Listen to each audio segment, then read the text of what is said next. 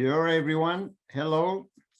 It's great to see so many of you join us in this conversation on New Zealand's long-term insights briefings. The Public Service Act 2020 introduced a new requirement on departmental chief executives to publish a long-term insights briefing at least once every 3 years. The purpose of the briefings is to make available into the public domain two things: information about medium and long-term trends, risks and opportunities that affect or may affect New Zealand and New Zealand society. Second, information and impartial analysis, including policy options for responding to these matters. The value of the briefings is the opportunity to identify and explore the issues that matter for the future well-being of the people of New Zealand. They provide an opportunity to enhance public debate on long-term issues and usefully contribute to future decision-making, not only by government, but also by Maori, business, academia, not-for-profit organizations, and the wider public. What we want to explore in this conversation this evening is how private and public sector organizations around the world use foresight to inform their strategic as well as day-to-day decision-making. And more to the point, how this helps improve the shaping and implementation of public policy. To help us frame the conversation, we have three speakers who will each take 15 minutes to offer their complementary perspectives on the matter at hand. Wendy McGuinness, who is the founder and chief executive of the McGuinness Institute Te Hononga Waka, a non-partisan think tank working towards a sustainable future for Aotearoa New Zealand, will briefly discuss the history of New Zealand's foresight ecosystem and will introduce the long-term insight briefing and how it fits in with current New Zealand legislation and what things may get in the way of success. Wendy will be followed by Roger Dennis, a senior fellow at the Atlantic Council in Washington and an Edmund Hillary Fellow. He has worked for more than 2 decades with organizations around the world to help leaders make sense of a fast-changing world. Roger will be providing some insights into the paradigms, models, and frameworks used by organizations who successfully apply foresight in their decision-making. And finally, Dr. David Skilling, director of Landfill Strategy Group, an economic and policy advisory firm based in the Netherlands and Singapore, and previously with the New Zealand Treasury and Ministry of Foreign Affairs and Trade, MFAT and McKinsey, will provide examples of small economy governments that are doing this well, drawing out some common themes in terms of institutions, capabilities, and culture that support strategic foresight, and offering some reflections on the implications for New Zealand. My name is Girol Karacaoglu. I'm the head of School of Government at Victoria University of Wellington, Te Hononga Waka. I will be moderating the conversation as well as the Q&A session that follows. I'll be assisted by 3 McGuinness Institute staff, Dana King, Gemma Kutz, and Sophie Wells. I now hand over to Wendy to lead the conversation. Thank you, Wendy. Thank you, Girol. Well, terrific to be here. And I must say, I've been terribly excited and interested to have this discussion. It's really the first time for a long time we've actually had a new foresight instrument in the ecosystem. Okay, so I've broken my 15 minutes up into 4 parts. I'm going to talk about the purpose. Then I'm just going to cover very briefly foresight in Aotearoa since 1976. Then the discussion on what I'm just going to call the briefings, just for obviously getting tongue-tied there. And then a bit of the last part will be on stress testing the briefings, why they might fail. And I think it's just really important to get stress testing up front before obviously we see any of them. So the resulting reports that result. So here we go. The first thing is to get into the purpose. So I wanted to firstly explain why we chose the logo. So the kind of concept is that the brain is actually the chief executives of these government departments. And I've got this in my head, this Chromecasting idea that there's the chief executive and they're Chromecasting their insights to the public. That's my sort of view or insight into what this purpose of this document is. I think it's really important when they talk about long-term and insights, they put it together. I see that as foresight. So I think that this is, you know, it's kind of an interesting way of use of words, but it's all about foresight. And foresight is actually often in the more dystopia place, because that's where we actually get the learnings. So I like to think of foresight as what keeps you awake at night. And it's always a stunning question. And it's really what I want to think that chief executives think about, you know, what's keeping them awake at night. What is the thing that the general public who actually sit here and we pay our rates and we do all our, you know, work and we follow all the rules and the laws, and we have these amazing people as chief executives at the head of a government department, we want to know what they are thinking, given that they're sitting in these really important seats of governance for the country in a non-partisan, ongoing way. What's in their head? What are they seeing?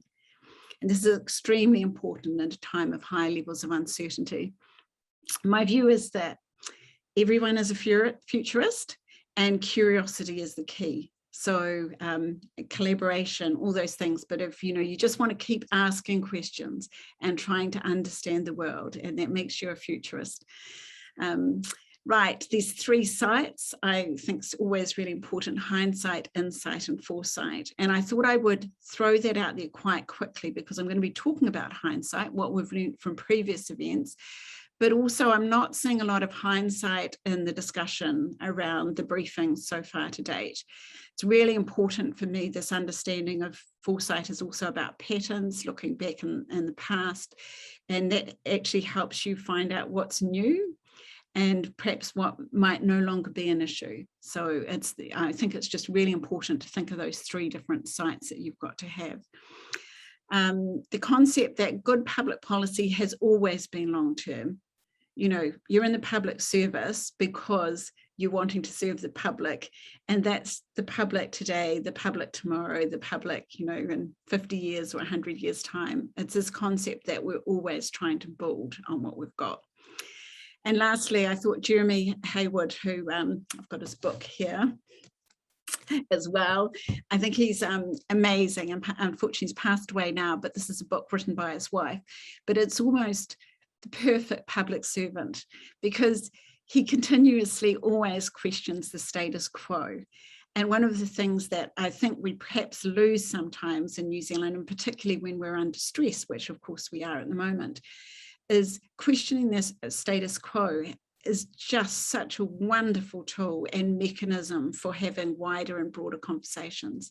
So, and that's what I see as these insights briefings. It's this concept that it's actually an opportunity to put something out there as a conversation starter, as a way of engaging early with difficult, complex issues. So instead of going for the easy stuff, I really challenge the chief executives to go for the hard stuff, because that's actually where we're going to get rubber on the road. So yeah, Jeremy Haywood's book's very cool. So keep questioning the status quo and have a look at the book. It's a great big thick beast, but it's great. You can't talk about foresight without talking about the cone of plausibility, and you're always going to end up in these different spaces. The big thing with this, sometimes you see the cone with 3 Ps. This one's obviously 5. The guts is for this is that once you start getting into a preferred future, you kind of lose the ability to do foresight. And I think of foresight and strategy as 2 different rooms, and you have to be very careful. If you're in the foresight room, you can bring all the biases into that room if you don't watch out. So you've got to try and think, as soon as I'm starting to talk about a preferred future or a means to a preferred future, you are no longer in foresight, in my view. So it requires quite a lot of discipline. Okay, so this is looking, got to be really brief here. Girol will tell me off otherwise. But anyway, the key bit here is to understand that since 1976, we have had, I think, a massive attempt at trying to embed foresight into government, and it didn't go well. And there's a lot of narrative and conversations and dialogue and even reports and papers on this, what happened. But understanding in 1976, Alvin Toffler came to New Zealand and actually met Muldoon. And as part of that discussion and collaboration with a whole lot of other people, decided to set up the Commission for the Future in the New Zealand Planning Act. And so that's actually how that came into being. So that led to a piece of legislation. And I'm going to talk about that in a moment. But it was disestablished in 1982 because basically it hit a political time bomb around the nuclear issue. And then the New Zealand Planning Council was then disestablished 9 years from 1976, shortly after. The whole concept there, and the point I wanted to raise, was when it was disestablished, the funding actually went to the Crown Research Institutes, and the idea was that they would actually pick up the foresight that had happened. And this is Bolger had indicated that to us, and actually we ran an event in September 1919 that basically he told us what happened, and that was the expectation.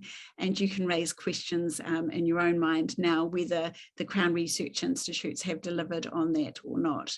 So that could raise some interesting questions and dialogue as well. I wanted to explain this, that I thought was very topical. The type of work they did was quite extensive. So they had they did this report called the Future Contingencies. Maybe I'm remembering about 50 different publications. Now the publications, basically politically, they were dropped to the extent that the reports actually were in garages, 3 garages in Wellington when I came on the scene. And fortunately, those people really were delighted that I was so interested, and that we were able to get them PDF'd and put them up on the website. And then we've actually been able to give those PDFs to the National Library, and that they have been able to get them. I think we're at sort of about 95% of them we've now collected. Now, the one that you have in front of you is really interesting, and I thought very topical, because it's their perspective. They've looked at a whole lot of hindsight issues of disasters that hit New Zealand, and they identified these types of problems that New Zealand had struggled with and synthesized them into these 4. And I thought it was just extremely interesting to share them with you today. I won't go into any detail, but I think that they worked really hard on, and they really tried to identify really difficult and tough issues. They did a massive amount of consultation. You'll see, if you're looking at their history, they went and had lots of sort of, dinner, morning teas, afternoon teas, meetings around the country. They really, were determined and had massive discussions on which topics. They basically had a reduction in funds, which meant that they were sort of relatively challenged there towards the end. And Hugh Templeton, who was the minister at the time, always regretted he didn't give as much attention as he should have done.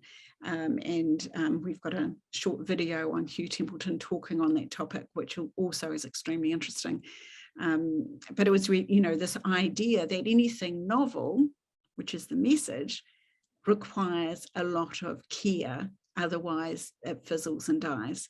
And that's really the lesson for why these briefings are so important, and why having this dialogue at the beginning of a process is so much more important. This is a newspaper that we did for that 30th of October event, and basically it's on the website, but there on the right hand side is actually all the different papers that they have done. They are almost a little bit like the briefings in that they chose a topic and they tried to discover and look at those and seek them out. So I thought that particularly for the policy analysts that are involved in this, I thought you might be particularly interested in having a look through that, or going direct on the website and actually seeing these papers and what they wrote at that time. The newspaper also has a lot of the history about, you can see the Planning Council belt tightening worries planners in that third image, but you know, some really interesting stuff. This is, so the legislation, it was just really to emphasise that point that the New Zealand Planning Council, when it was disestablished, it was with the view that the Crown Research Institute, so you can see it was disestablished in 1992, the New Zealand Planning Council, and at the same time the Crown Research Institutes Act was established. So that lineage was actually meant to follow through. So this is part 3, looking at the long-term insights briefing. This is the legislation. Obviously, I'm not expecting you to have a look at it, but at least if you have a look at the PowerPoints later, you can actually go back into the detail. The important aspects which are reiterated later, but is the concept that there is a lot of purpose in there, but one of the key purposes is around the public domain, and the public consultation you'll see in clause 9 at the bottom is about undertaking public consultation both on the subject matter and a draft of the briefing.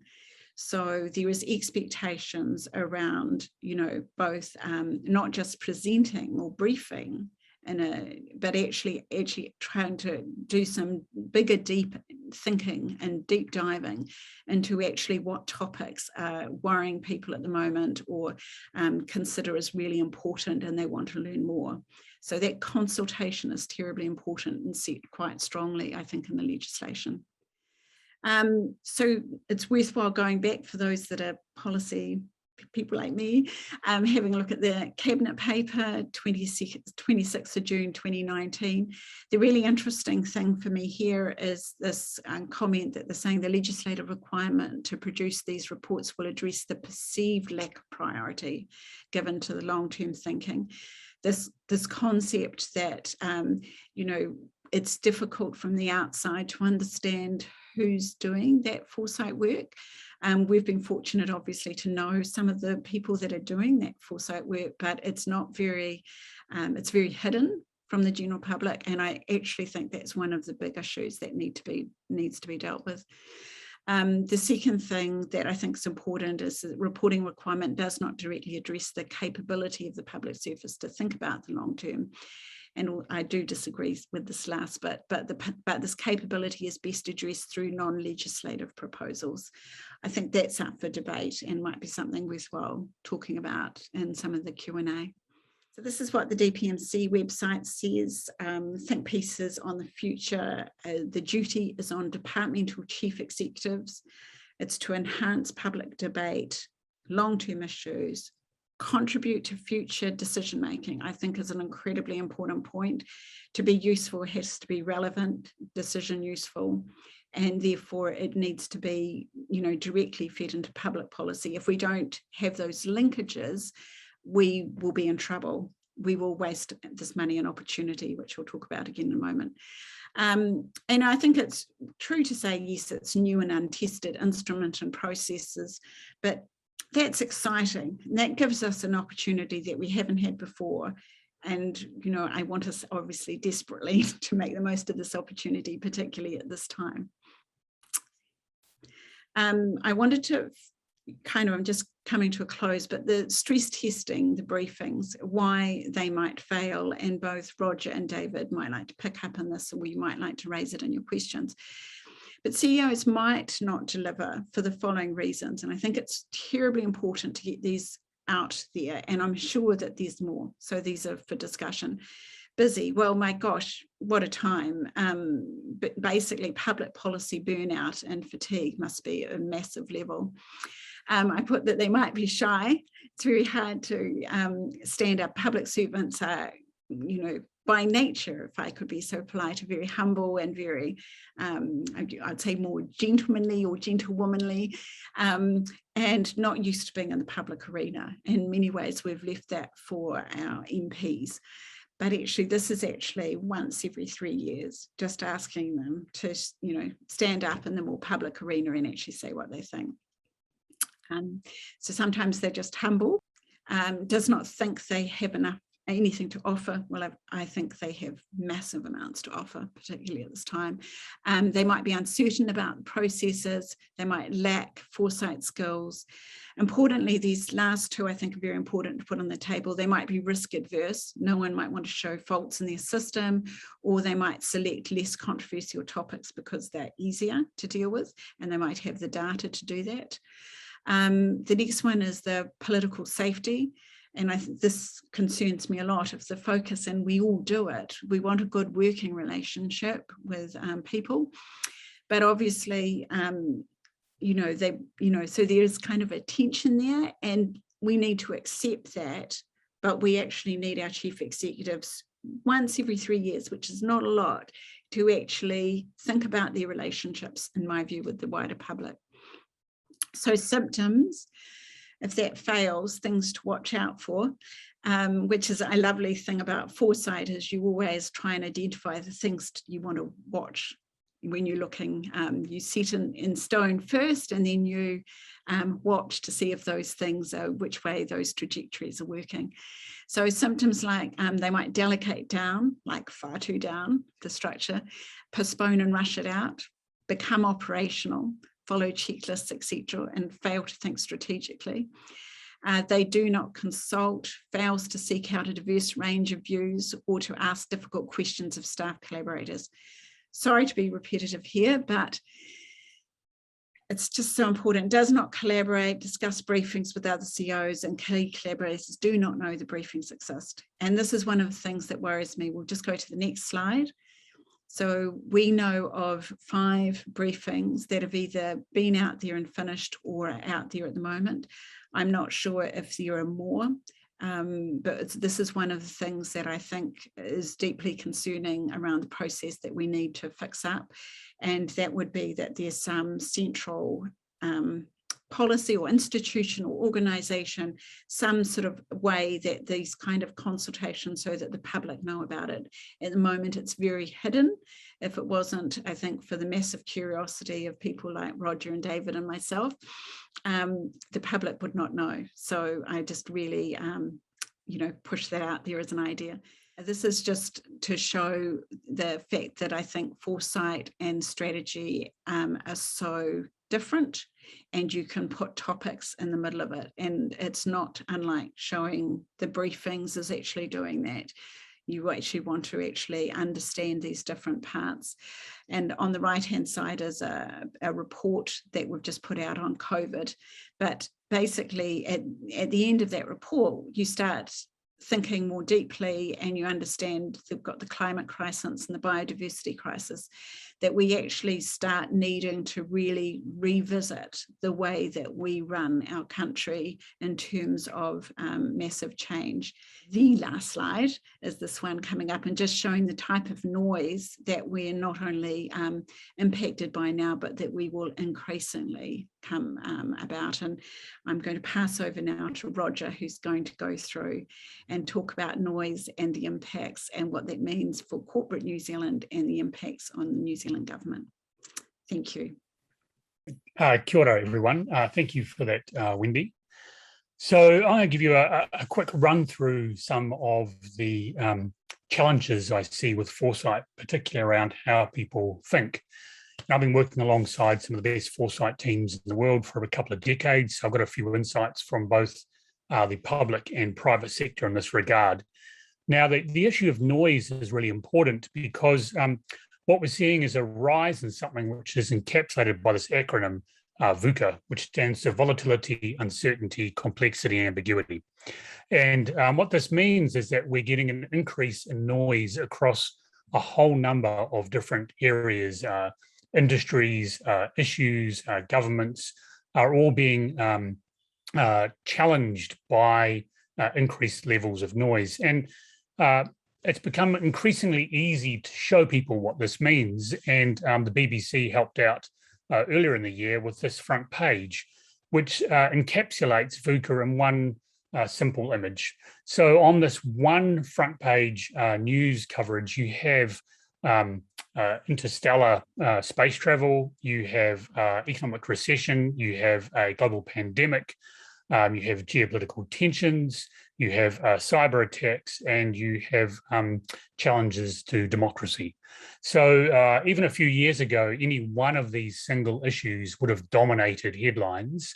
But now it seems like with increasing regularity, we see these sort of blasts of noise coming out all the time.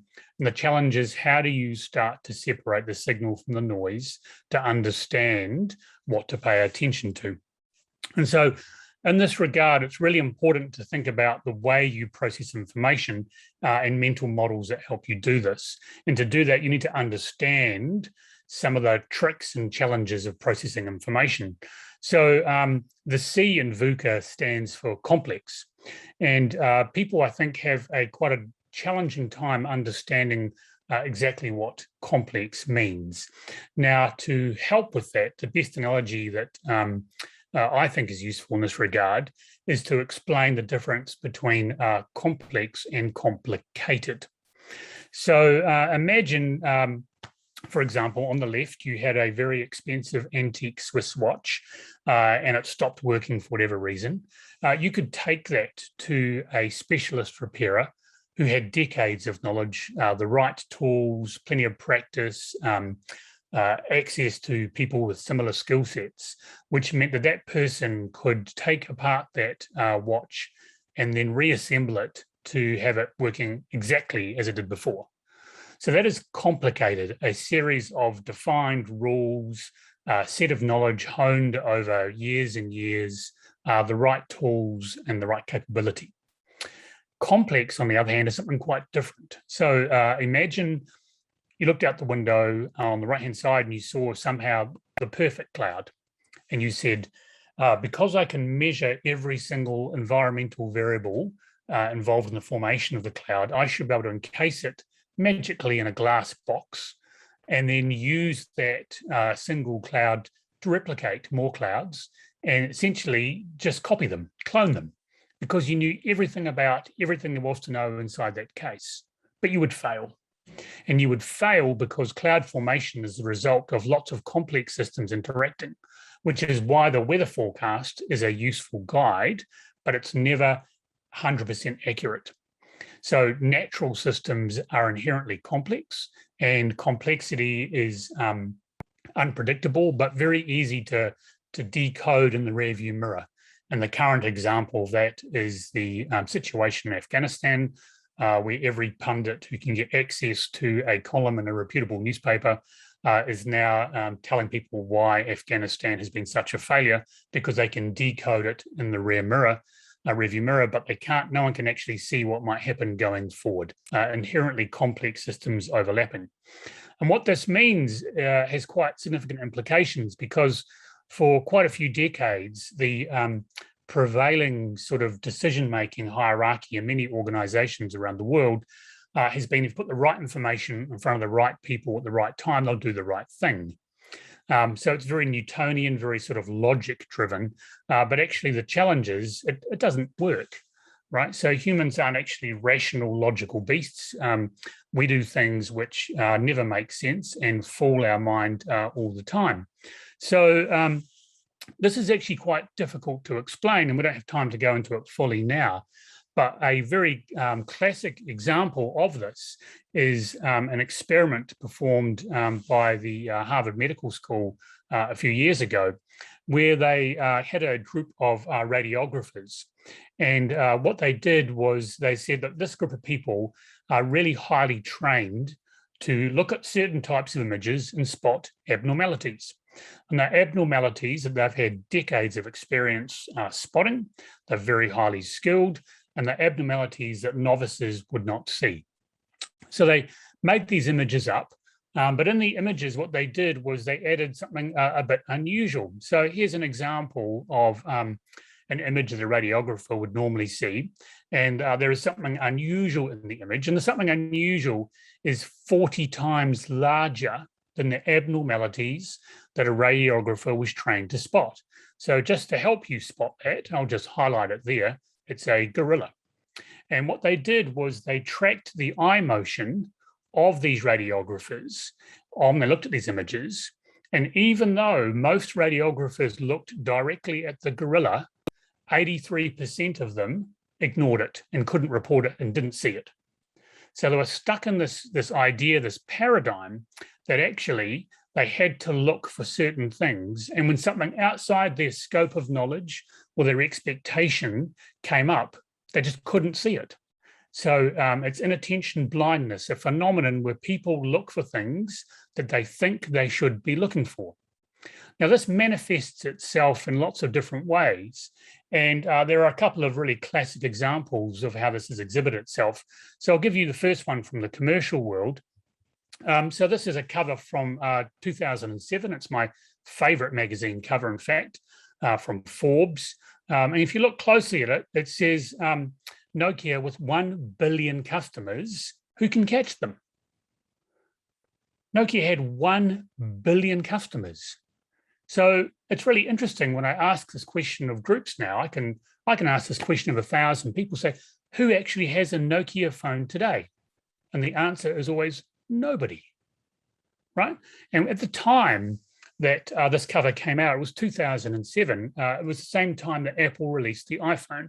And I had friends who worked in Nokia's ethnography team, and their task was to look at emerging uses of technology, understand how Nokia could leverage them.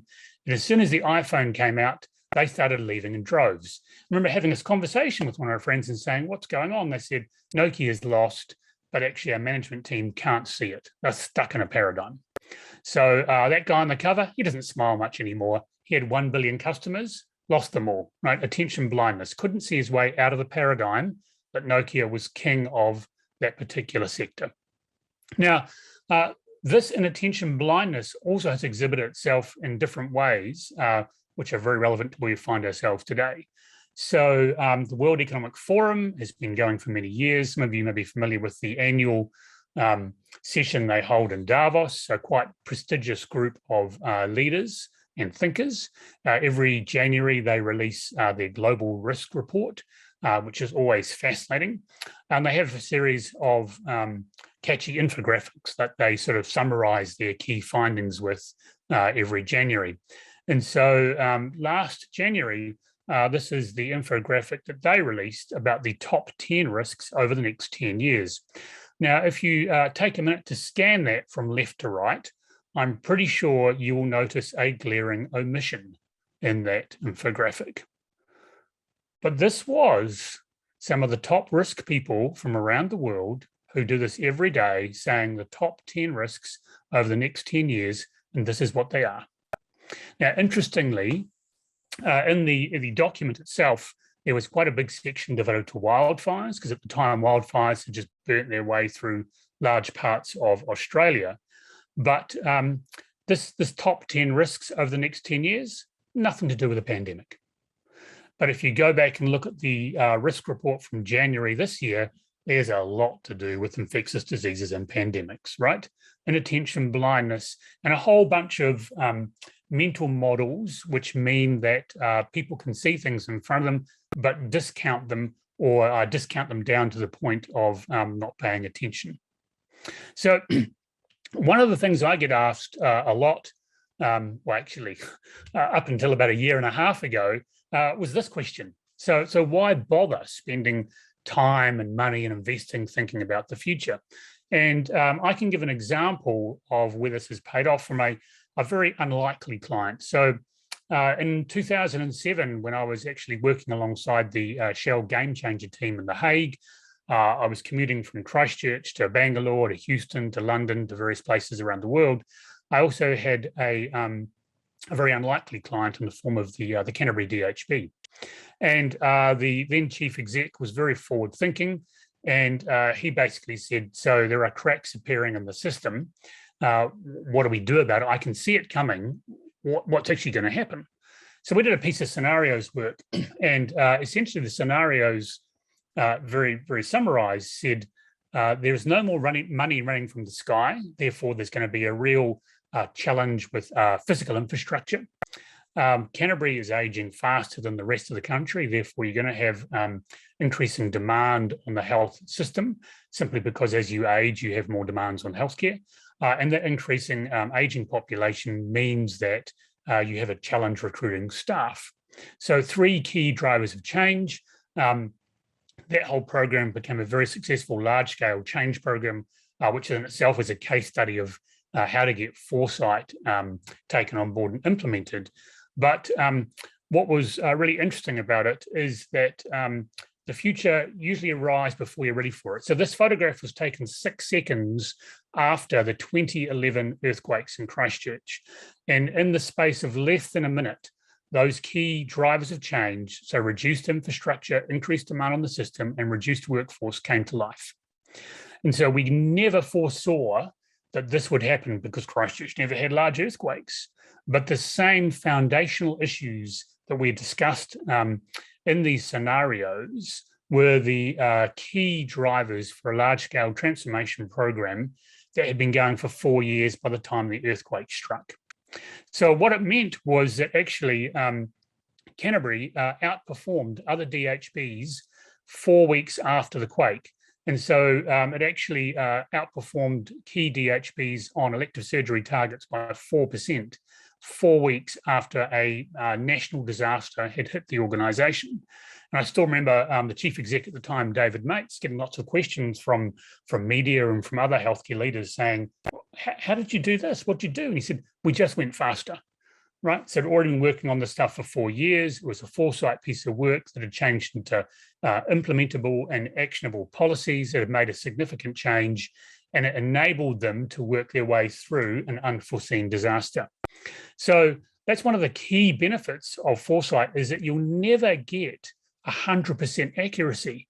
You'll never actually tell with any conviction what is actually going to happen. The key thing about foresight is that you have difficult questions that challenge assumptions that enable you to be better prepared for an increasingly VUCA world. On that note, I'll hand it over to David. Great, thank you, Roger. I'm just going to share my screen. Just bear with me for one moment. Thank you for the opportunity to be here. What I am going to do in terms of closing this initial discussion is to offer an international perspective on the long-term Insight Briefings process based on my experience and work with governments around the world and my, I guess, my now external perspectives on New Zealand, having worked in the system for quite some time. So apologies for the text-heavy nature of the slide, but what I'd like to do by way of starting is just to offer several selected examples of governments that do foresight, I think, well, and that have developed strong capabilities. There are probably some familiar names on the slide, and I'll start with probably the most familiar of them, which is Singapore. Singapore, as you all know, is a new country, just over 50 years old since independence in 1965. And for much of that time has been concerned existentially to small city-state in an unfriendly neighbourhood. And over time, that has given rise to a deep awareness that it needs to think hard about the future.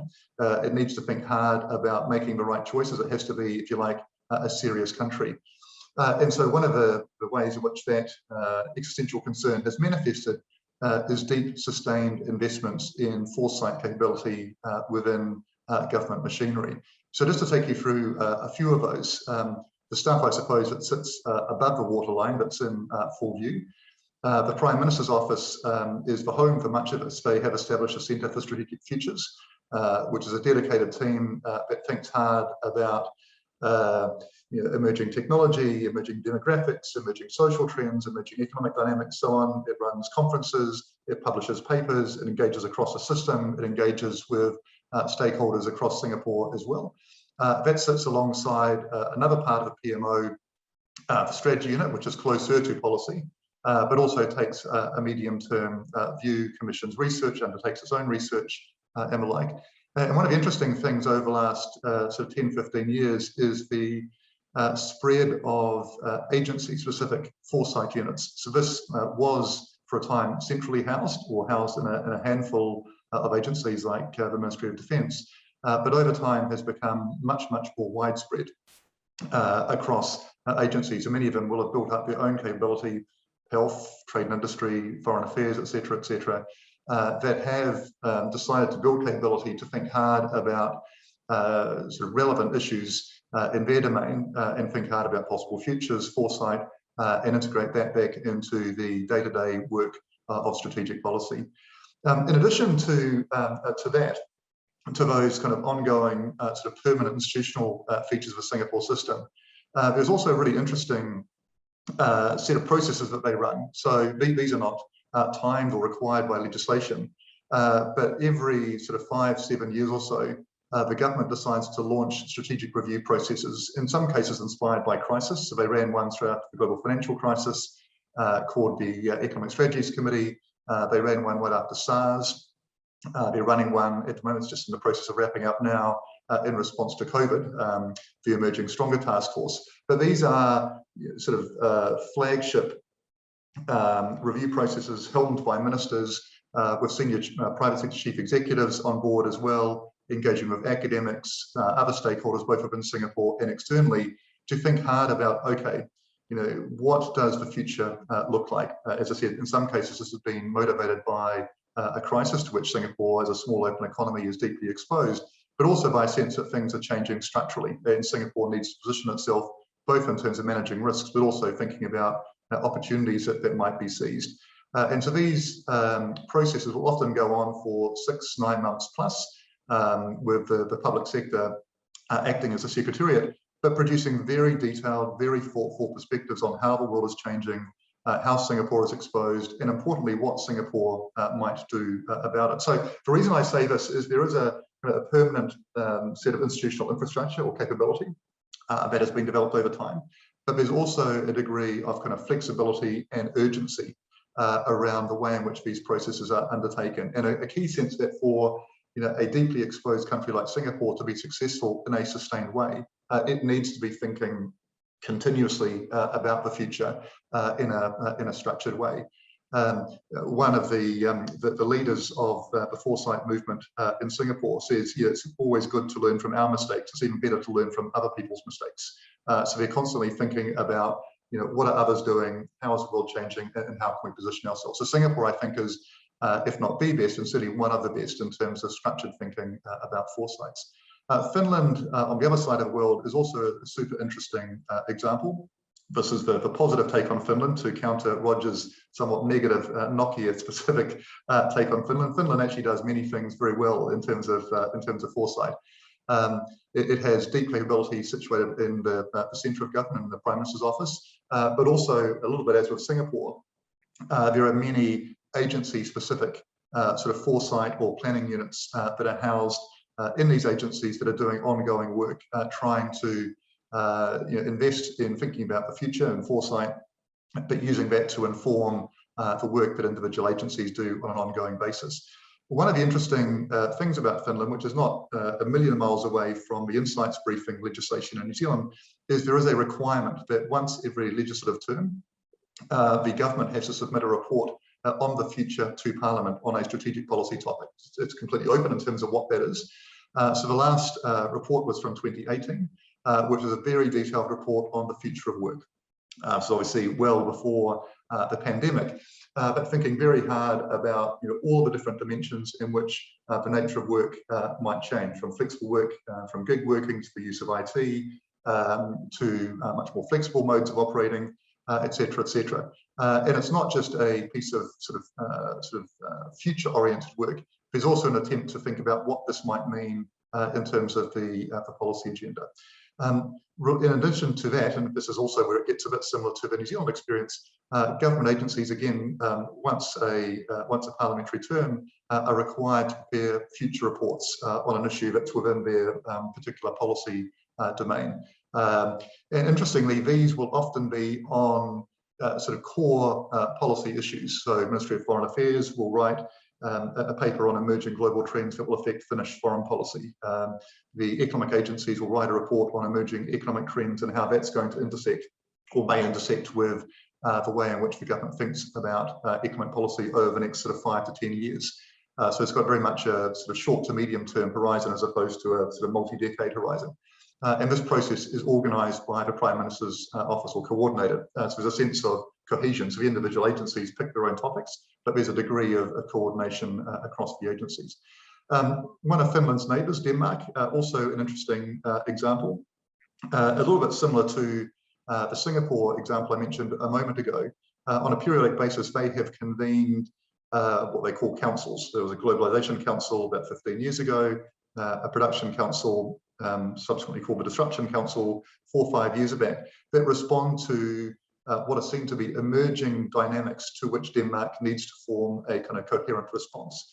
With the most recent one on Production Council, subsequently named the Disruption Council, there was a view that developments in automation, new technology, AI and the like, were going to have a significant impact on Denmark because of high labour costs, the nature of the manufacturing base and the like, and a view that actually this is both a risk but also a significant opportunity. So how do we think about this? So they stood up or established a committee both of senior ministers and public service officials, plus relevant stakeholders from the private sector, academics, unions and others, to think hard about this over a period of a couple of years. Think very much about what might the future look like in this space and what sort of policy response might be required, what are the sort of capabilities we might need to build, what are the sort of debates that we might need to be having.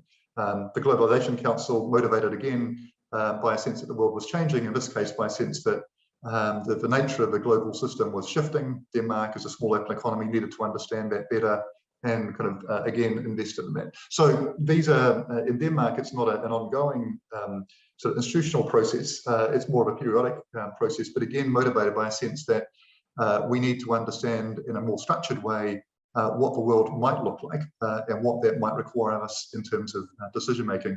There are many other examples as well, which I won't go into, where countries in the process of developing various national strategy documents, be it an economic vision, employment strategies and the like, see that as a process that needs to be informed by a view of the future or futures, what might happen and how should we, if you like, position our current policy in response to that. So I guess these are just a handful of examples to make the point that, you know, although it's great that New Zealand is making this investment in the long-term insight briefing process, there is much in the international experience to learn from, both in terms of the ways in which countries have gone about doing that, the capabilities they've built, the institutional mechanisms they have used, but also to an extent the substantive matter. You know, what are the questions that are seen to be of interest and worthy of a discussion? You know, every country is clearly different. It's different economic structure, different institutions and capabilities and the like, but I still think that it is worthwhile looking seriously at some of these international examples. I think, you know, although it's clearly the case that New Zealand is idiosyncratic, and Singapore and Denmark and Finland and the like, you know, all have their key differences with New Zealand, I think it is useful to try and understand, you know, are there some common themes, some key elements, if you like, of successful foresight processes in government. So if you like, this is my kind of personal distillation, you know, having worked in these systems, advised these systems, but also observed how these have worked well, in some cases not so well. You know, what do I think the kind of the key elements are, some of which I think are relevant to New Zealand. The first is getting the right questions. If you get the right questions or the right issues, you're well on your way to getting interesting answers.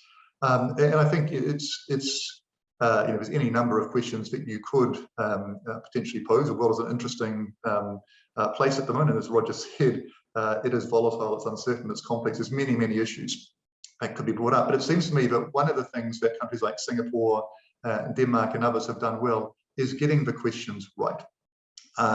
And questions that are, or at least should be, on the strategic policy agenda, and that aren't too narrowly defined, you know, that are, you know, have a point of intersection, if you like, with work that is underway, or in some cases should be underway. So getting the framing right, which is a discipline in itself.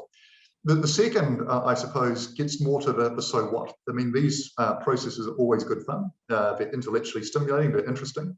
But to be successful, there needs to be a clear link to policy decision making, and also, where the rubber hits the road, to the resource allocation process. So once you do this exercise, so what actually happens? And so I think it's really important that this is seen as an applied process, as part of a strategic policy process, as opposed to being an intellectual exercise. And one way of thinking about this, that at least I find useful, is to distinguish between time horizons. So one framework that McKinsey developed many years ago, that others have subsequently developed, is to think about different horizons of decision making. So 3 horizons: Horizon 1, which is pretty much here and now, the next year or so, things that you can kind of touch and feel and see. Horizon 3 at the other end of the spectrum, which is really things where you don't know very much. It's sort of the decade or 2 plus. And then there's Horizon 2, which is somewhere in the middle. And it seems to me, from a policy practitioner perspective, it's Horizon 2 that's particularly interesting. I mean, yes, Horizon 3, multi-decade, we can talk about climate change, we can talk about demographics, we can talk about possible new technologies and the like. Horizon 1 is kind of the day-to-day, if you like, of what we do. Horizon 2 is where it gets interesting. It's sort of the 5-10 year-ish horizon where there's lots of uncertainty. We kind of know there are these long-term dynamics, demographics, technology, climate, and the like, that we kind of want to know, what does this actually mean for policy? What are the resource allocation choices or policy choices we need to be making over that 5 to 10 year window? So it seems to me that many of these processes that have been successful have managed to hit the sweet spot, if you like, in terms of, yes, taking a sufficiently long-term view, being very, very thoughtful about some of these longer-term dynamics, but also linking that to a strategic policy process. What does this actually mean for decisions that we either will have to make or are likely to have to make over the next 5 or 10 years time? The third dimension, which I also think is super important, and also I think partly speaks to Wendy's observations about why perhaps futures work hasn't always been as successful as we might have liked in New Zealand, is the critical importance of demand, thinking hard about the demand side of the equation. We can supply a lot of this as policy advisors, but to really hit the mark, demand is really important. Demand from ministers, demand from senior decision makers, notably chief executives, and other leaders in the public sector system. Without that demand, these processes, will command some interest for a period of time, but often won't achieve the impact that we want. And so, what do I mean by demand? Demand is when ministers are saying, look, this is a question that I'm really wrestling with, or I understand is important, and we need to come up with a more structured way of thinking about it, a more structured set of insights around it to inform the way that I make decisions. And so, in systems where there is demand, and Singapore, I think, is the classic example of this, there's a broadly shared understanding at senior levels that this work, this investment in foresight, is really, really important for good policy making. And so it's kind of embedded into the ongoing work of policy agencies. It's not kind of a cherry on the top, so to speak. This is kind of core to what is seen as good policy making. This is, in some senses, deeply cultural. Singapore, as I mentioned before, is a deeply vulnerable country. Despite its obvious success, it still sees itself as vulnerable. When I'm asked about, what do I think is Singapore's secret to success, my standard answer is constructive paranoia. They are deeply paranoid as a country. They don't think that they should have survived. They've prospered, but there's always a sense that they are on a knife edge, that things could go horribly wrong for them. And so, from the Prime Minister, senior ministers to senior civil servants down, there is a sense that they need to think very, very seriously about these issues. And so in Singapore, there's no real context that this kind of work is important. Similarly, in countries like Finland and Denmark. And so I think in the New Zealand case, and I'll come to this in a moment, thinking hard about what the demand side of the equation looks like and how we frame these exercises as being an answer to a challenge or an issue that ministers and other senior decision makers face. The fourth element that I think is interesting is there is a strong role for central agencies or kind of whole of government machinery in these exercises.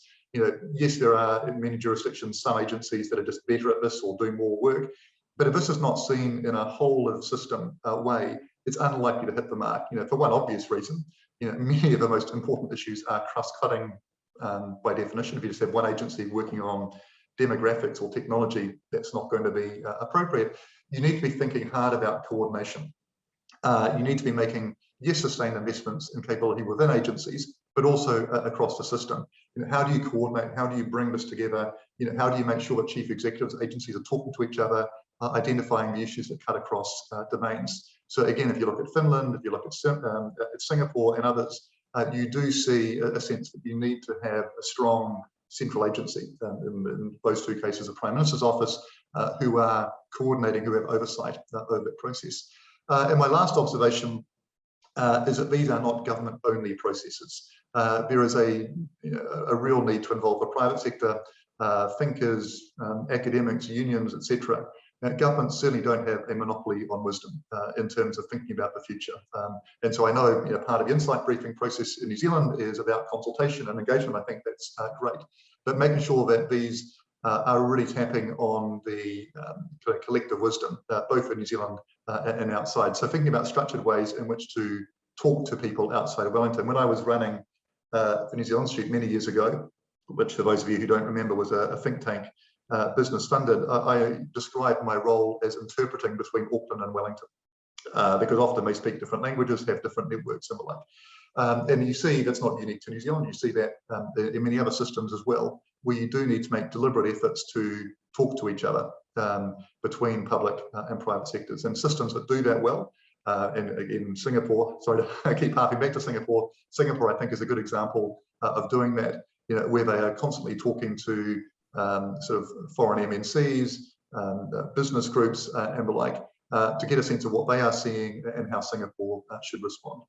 I mean, finally, just by way of closing, some thoughts on what all this might mean for New Zealand. These I offer with a degree of humility. I'm now sitting on the other side of the world, but as I said, have been in and around the New Zealand strategic policy system for a couple of decades now. So here are just sort of my gratuitous take, if you like, on several sort of sets of issues that I think might be of relevance as the Insight Briefing process continues.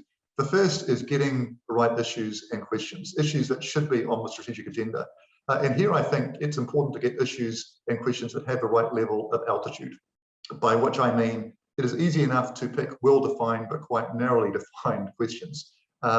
They're not as difficult to resolve, perhaps less controversial. But it seems to me, given the strategic policy agenda that New Zealand faces, we need to be thinking hard about the right questions. And I'm very conscious of many issues in the New Zealand policy debate, but now have a measure of airtime, but have been in and around the policy agenda for some time without any real focus. Population policy being one. I know the Productivity Commission now has a piece of work, and it's now much more on a policy debate. But 20 years ago, it was similarly, but it was just seen to be too hard, too controversial. We don't want to go close to that. So there are quite a few, in the jargon, kind of grey rhino issues, a term coined by my friend Michelle Waka. Issues that we can see coming, we know are important, but we think we just don't need to deal with that today. And so, it's not that hard, I think, to think about issues that should be capable of scrutiny through this Insight Briefing process. And I'd say added to that, clearly COVID has caused a series of major disruptions. Tourism, migration, what does the future look for both of those domains being an obvious one, accelerating existing dynamics around technology and the like. So, there are a range, it seems to me, of big ticket issues that are going to have a material impact on New Zealand. Now, I know the Insight Briefing process kind of has already got underway, and it's not quite clear what some of these post-COVID issues are going to look like. But I guess my encouragement, if not for this round and certainly for subsequent rounds, is to be thinking hard about issues of the right level of altitude. That has worked in other systems, and I think is really important for New Zealand. We can't kind of dodge the big hard issues. The second recommendation or thought is to think of how do we build senior demand for foresight work by demonstrating the value from these exercises. I mean, the case study that Roger gave earlier around the Canterbury DHB, I think, is an excellent example, but there are many others, both in New Zealand and from other systems as well. But there is, I think, a real need to create demand, to show how these pieces of work are not simply kind of intellectual exercises, but also go some way to resolving issues that ministers currently or are likely to face in the future. And I think, I'm not saying this is easy to do, and to some extent this is cultural. If there's no sense of if there's no felt demand, then it is, or felt need, then it is harder. But if there is not a sense of senior demand and constantly senior support, my concern, I suppose, is that this process, laudable though it is, isn't going to lead to as much change as we would like. As Wendy reminded us from previous exercises, where these start with a lot of enthusiasm, but because that senior demand doesn't exist, it gets relegated over time and doesn't achieve impact. So I think the lesson from overseas is get ministers involved deeply, get chief executives involved deeply, and don't delegate this down to the sort of second and third tier and kind of treat it as a transactional compliance exercise. The third is to build strategic capability both across and within government agencies. to develop a role of central agencies in doing this foresight work, and also rewarding agencies that do this well. I think there is, in a short-term sense, as Wendy alluded to, make sure there's a measure of coordination across these insight briefings that are being produced, identifying kind of common elements or areas where there is overlap. And also within agencies themselves, making sure that there are other people, there's the resourcing, there's the capability to do this work on an ongoing basis, as opposed to kind of once every several years. I think one kind of parenthetical observation is there does seem to be a tendency in the New Zealand system to outsource strategic issues to others. So we have a Productivity Commission, we have the Infrastructure Commission, we have the Climate Commission, all of which are good and worthy things. I did a review of the Productivity Commission a few years back, and I basically said I thought it had done a pretty good job given the mandate it had been given. But there is a tendency, I think, or a risk that if these issues are, if you like, outsourced to shops outside the key policy agencies, then less of that work is being done kind of within agencies, and there's just less strategic capabilities. I think it's a risk that needs to be managed. And so I guess my overall thought, governments around the world that do this well, have been very, very thoughtful around building that capability both within but across agencies across the system. And my last observation, I suppose, as I've emphasized, I suppose, earlier in my remarks, is it's really important to do this work in an internationally oriented way. New Zealand is an island, of course.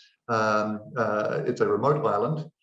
It's also sometimes intellectually remote, and just because we're not in the cut and thrust, we're not sort of bumping into people in our day-to-day from different contexts. Sometimes we end up talking to ourselves quite a bit. And it seems to me that many other small open economies also exposed to many of similar dynamics to New Zealand, facing many similar issues, and are also investing heavily in understanding them. And there's a lot that we can do by way of free writing, talking to these people, understanding their context, yes, adapting it for the specifics of the New Zealand context, but making sure that we're doing this in an externally oriented way, I think is really, really important. Yes, we've got to take the New Zealand context seriously, of course we do, but I think there's great value in thinking about this in an international way as well. So apologies for overrunning my time, but let me stop there and I'll hand back to Girol. Thank you. Thank you very much, Wendy, Roger, and David. Before I go to a Q&A session and talk a little bit before then about a survey monkey exercise we are going to run, Roger interrupted and said, I want to please come in and strongly support a point that David made, and I decided to allow him to do that. Please, Roger. Thank you, Girol. Very grateful. Just reinforcing a point that David mentioned several times about questions. It sort of resonates very strongly with me. And one of my favorite quotes from a mathematician of all people is that an approximate answer to the right question is better than the precise answer to the wrong question. And that sums up a lot of foresight thinking for me. You'll never get it 100% right, but it's better that you're addressing the right question than trying to get a perfect answer to the wrong one. And with that, I'll hand it back to Rob. Thank you. Before we go to Q&A, by the way, there's a whole series of beautiful questions that are coming through the Q&A function. Our friends here from the Mackenzie Institute, McGuinness Institute are coordinating and pulling them together, which I'll use as a basis for asking some questions to these good people. But before then, I want to let you know these good people, Roger, Wendy, and David, will be meeting with the chairs and deputy chairs of the parliamentary committees, and to just inform them and brief them on the outcome of this conversation, to inform that they will be sending a set of questions to a survey monkey, asking you to answer a set of 6 or 7 questions, and your answers to that will be then pulled together and will inform the conversation they'll be having with these chairs and deputy chairs. So we request that you spend some time answering those questions. Okay. The first question I have for the panel is, we kept talking about a unified public service. We talked about cross-cutting issues, especially when we are talking about long-term well-being and such like. The question, and there are several around that same theme, is who is doing the coordinating of these briefings, given that they appear to be being prepared by individual agencies? Who is coordinating that? And if the answer is DPMC, is that the right agency to do it? Or should we be thinking about a non-political, apolitical, whatever the right term is, agency to do that? So I just ask the panel to address that, please. Thank you. Well, I think whoever wants to kick off, please. I think we're fighting over this one, but I'll sneak in first. Basically, it's a really good question, and it's something that actually worries me. So you kind of got to understand, for me, the purpose of this is twofold. Yes, it is about getting public engagement and public debate, but there's also been a real lack of ability for MPs on the other side of the House that doesn't have power to be able to get this information. So for that very reason alone, I actually think if that is the purpose, which is to have informed public policy and timely policy and ask those really good questions, it actually does need to be away from DPMC. So to answer your question, Girol, very precisely, DPMC, is my understanding, is actually running the process. But I think it's not the right place, in my view, with respect to all the people in DPMC who are doing an amazing job. But the reality is that it has to be moved away and put in such a place that is actually managed for the purpose which the audiences are, which is for the House of Representatives, the representatives that we all elect are actually have the opportunity once every 3 years to get equal information from chief executives who are in these positions. The rest of the time, the sort of over 1,000 days, they just focus on the minister. All the information goes to the minister first. But this just one opportunity is so important that I think it needs to be pulled back and put in a separate institution. And if you know me very well, I'm very much into the re-establishment of the Commission for the Future. Long answer short, pass over to Roger, but you'd be interested in your thoughts. Okay, David or Roger, do you have any quick points to add? We don't want to spend the whole hour talking about and answering one question. This is just quick snapshot, Please, Roger. I would concur with Wendy for brevity. Good. Anything to add, David? I will dissent. We haven't discussed this previously, by the way, but I actually think, I see this as fundamentally about improving the quality of public policy. And I think having it in DPMC makes sense. DPMC to me is the obvious place to have it in terms of building strategic capability across agencies and coordinating the work of policy agencies. I think the risk of having it outside an independent commission, although it has some value, is that it ends up getting divorced from policy decision making and from ministers, and it becomes, if you like, intellectually interesting, but doesn't get picked up for policy purposes as much as might otherwise be the case. So I'd prefer it where it is, but just with sort of stronger coordination. Could I just interrupt you for one moment? The problem is it is DPMC, it's a Department of Prime Minister. So that's the political tension. So I concur in that, but I think that there's some ways that could be bridged, but I think arguably it's not logical for me. So I'd just like to point out that actually this is a classic example of what we've been talking about, which is dissenting voices and the right question being asked to get divergent viewpoints. Thank you. Another theme that's emerging is we keep talking throughout our history about long-term, we establish institutions and then disestablish them. And here we are again talking about similar issues and long-term briefings, insights. What is it that gives you good people the confidence that this time the ground, as it were, is more fertile for this to stick and start blossoming some flowers? Maybe this time David can start. Oh, Roger, you wanted to talk. Okay, Roger, you start. Yes, so I would characterize the last few decades as one of reasonable stability. And I say reasonable because we have been through things like the Cold War and other crises. But in comparison to what is probably ahead of us, that's going to seem like quite a stable world.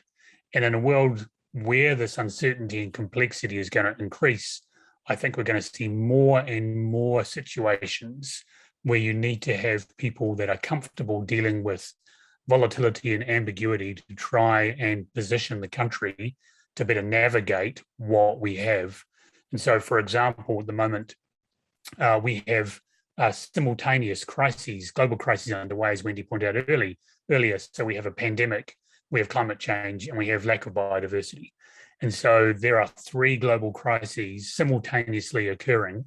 And in the middle of that, we have government trying to navigate several different reform policies. And so you need to have some ways, David mentioned, of having a group of people who are actively thinking about this in a way that can help navigate our way through these difficult times ahead. Thank you. Does anyone want to add anything from the panel, or do we move on? Well, I think the only point is, so I agree entirely with what Roger just said. I think I go back to my point of demand.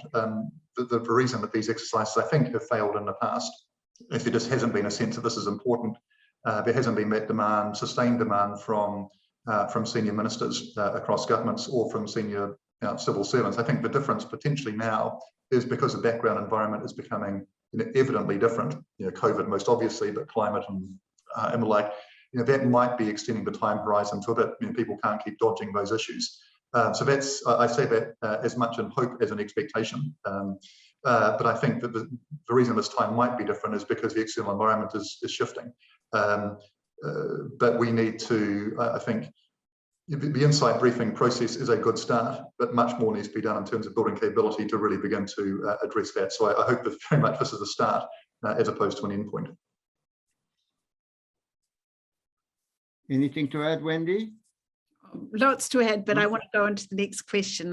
I'm curious in the questions too. Okay, you're curious about questions. This is building a variation on a theme, as it were.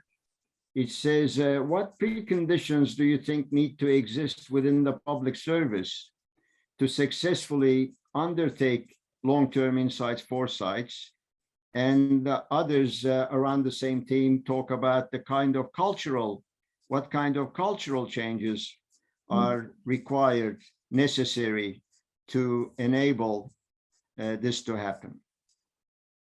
I would like to just probably 2 words, and I'm probably going to get a third term in there as well, but being curious, I think, is extremely important, and being courageous. And I don't use that lightly. It's very hard in the public service, particularly when we talk about a family rather than parliament or government in a more broad sense. But when a family is under stress and pressure, often you turn your back to the outside world and you get smaller and smaller, and things get more and more intense. It's your way of sort of surviving. But actually quite the reverse actually needs to happen when you're dealing with, I use the expression, noisy world. You actually need to engage and listen and be curious and be courageous and put out what you think, test your status quo, go back to the question. So it is cultural, but it's actually fun. And I say that it's better than having, being sort of, tucked up like this. It's actually like saying, hey, well, we're here. This is New Zealand. This is the situation we're in. What are we going to do about it? What do you think? That's the culture change that needs to happen. And it is there anyway, but really just building on that. Any other thoughts? Yes, Roger, thank you. So over the years, I have dealt with ministers from both sides of the thinking and many different positions. And one of my favorites is actually Bill English, because Bill English used to tell civil servants, scare me. And by that, what he meant was, don't be afraid to actually push outside current boundaries, to take some risks, to do some challenges. And I remember a conversation I had with him once years ago where he actually was bemoaning the lack of quantity of frights he had because people were afraid of bringing diverse or conflicting information that they thought might worry Bill English. And I see this many times when I deal with officials today is the sort of, when you raise an issue that might be outside of acceptable boundaries, people literally shift in their seats and sort of squirm around at the table when you raise the issue. And I think that's something that is, you just can't have that if you really want to address some of these elephants in the room or grey rhinos even. Just a couple of thoughts from me in terms of things that the public sector needs to build. One is resourcing. You can't do this cheaply. I mean, it doesn't cost gazillions of dollars, but it needs to have proper resourcing to do this properly and on a sustained basis. The second point is really around rewarding the right behaviour. I mean, this is controversial. You are going to get dissent. You are going to say controversial things, you know, to Roger's point a moment ago. And it seems to be one of the reasons that there aren't, Mr. English wasn't as scared as much as he wanted to be by civil servants, is the rewards for being scary are pretty limited. In fact, they're negative, right? You don't get promoted for being controversial, for being an unsafe pair of hands. And so I think making sure that there is, you know, there is thoughtfulness around rewarding people for being controversial, for kind of dissenting, for challenging orthodoxy. If a system punishes those people, sanctions those people, you're not going to get the right sort of outcomes that you want. And I think, you know, rewarding people who have those capabilities, rewarding people for domain expertise, not simply management skills, I think that's really important. I think the fact that we haven't done that is one of the reasons we now found ourselves in this position across the public service system. And then lastly, I think this point that I've made a couple of times around coordination, this can't simply be done in an agency-specific manner. This needs to be a whole of government endeavour, and we can discuss exactly what that coordination mechanism looks like. But there needs to be a way for senior leaders across the systems to be coming together, for agencies to be coming together, to be talking about the common challenges, common opportunities, common issues affecting New Zealand. If it's done in a fragmented, decentralised way, I just don't think it's going to hit the mark. I just wanted to add another question to add to David's comments, but basically I see it's terribly important to draw that distinction between foresight and strategy, because foresight should be a place where you can be explorative, and even if you're doing some thinking around worst case scenarios, you can use that to obviously position yourself in a better place if those events happen. So that should be much more playful and explorative, and, you know, ridiculously, you know, let's pull it out and throw it apart. Whereas once you get into strategy, and public servants understand strategy, they're always told, we want to get here, how do we get there, blah, blah, blah. So that strategy conversation actually puts them in a very check balance and, you know, under the microscope kind of perspective. So when you ask people questions, it's really important that you say, look, I really want some foresight on this. I really want to understand, you know, what are the possibilities around this? Whereas when you're talking about strategy, you want to be quite clear. You want to say, I want to get to here. How do I get there? And that would be just last final words. Maybe this is a nice entry point to another question. Somebody says, what do we mean by long term? Someone once told me that when a Chinese person strategizes and talks long term, they mean 100 years. When an American does it, it's 5 years. I don't know what it is in New Zealand, but is there you know, any benefit in just shaping what we mean by long term so that the mindset is one of really talking across generations kind of thing, or is that not useful? Any views on that, please? Especially from David, maybe different countries are grappling with the same issue question. I'm not sure. Yeah, well, I think in partly to Wendy's point, there's a distinction between foresight and strategy. I mean, I come at this from a practitioner perspective, I suppose, in terms of, you know, thinking about the questions or the policy decisions that ministers or others are required to make, and thinking about how you best inform that process. And so many of the dynamics at work are going to play out over multiple decades. I mean, climate, new technologies, demographics, and the like. And so thinking hard about in this case, New Zealand's exposure to those dynamics, but what that means for decisions that might need to be made over the next 5 or 10 years. We're not going to make the decision on demographics or climate in the next sort of several years or so, but those decisions need to be informed by what do we think is coming down the highway at us, which are going to be oftentimes multi-decade dynamics. But I think the decision-making frame is, what do we think about sort of the next 5 to 10 years? So to me, that's the H1, H2, H3 distinction I drew in my remarks, which is a little bit waving of hands, but it seems to me that, in kind of policy land, strategic is probably kind of 5 or 10 years, but it needs to be informed by things that are multi-decade in nature. You need to have an understanding of those longer term things. I'm not sure, Roger, if you have a point of view on that. Yes, so it is a very good question, and some of my corporate clients work on a couple of timeframes. One is look out in the long term, so 15, 20 years, and then understand what those particular macro scale trends might mean in the near term in the next 5 years. And the benefit of doing that is that you don't lose either perspective, but you balance them, and you know that what's happening shortly is informed by what's happening down the line.